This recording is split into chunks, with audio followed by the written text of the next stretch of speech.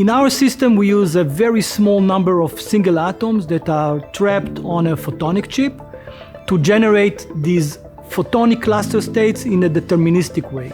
This approach increases the efficiency of this crucial bottleneck process by about 4 orders of magnitude.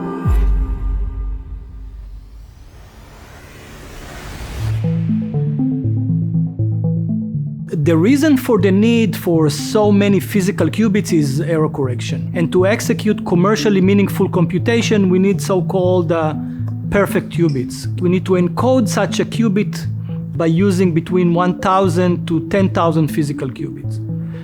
The ratio between the physical to logical qubits is huge, and it is the reason for the need for large-scale machines. The very blessing of photonic qubits, their non-interacting nature, which makes them so robust and scalable, is also in some sense their curse.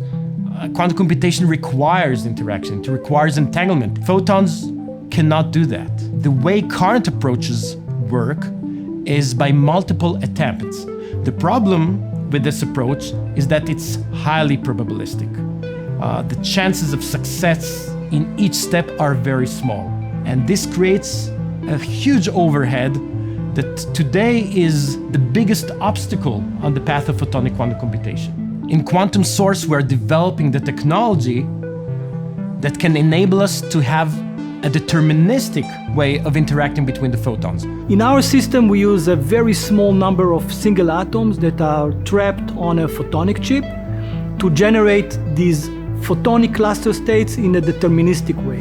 We trap individual, single atoms very close to a tiny chip-based resonator, and we use the atom for both tasks: to generate deterministically one and only one photon, and to entangle 2 photons that arrive.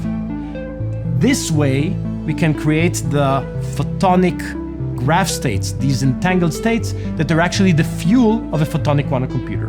This approach increases the efficiency of this crucial bottleneck process by about 4 orders of magnitude. Once you can do that, you open the path to really powerful quantum computers with many millions of qubits that will not only be powerful, but also be reasonable in size, resources, and price.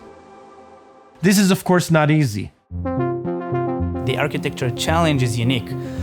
This is not a pure photonic quantum computer, and certainly not an atom-based one, so we need an architecture that is tailored to the advantages and limitations of each kind, and synchronizing it is kind of the big challenge. Currently, we're using existing silicon photonics foundries, and we use their existing process. And as we go on and the process continues, so we're going to scale up together with the foundries and get to millions of qubits. So quantum information requires extremely high quality.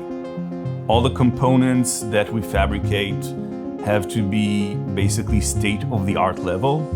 All the performance metrics needs to be at the highest possible level in order to allow quantum information at a high enough fidelity level. And then we need to do everything multiple times. So that means extremely high quality and extremely high yield, both at the same time, which is a very fascinating challenge that we need to face here on a day-to-day basis. One physicist cannot work on the system alone because there are so many parameters that he needs to remember and make sure that are okay for the experiment. So the systems are very complex. And no one believed that it will work, and we designed it, we built it. It doesn't stop after a few hours. It works continuously. We're here for almost 3 years. It was like magic.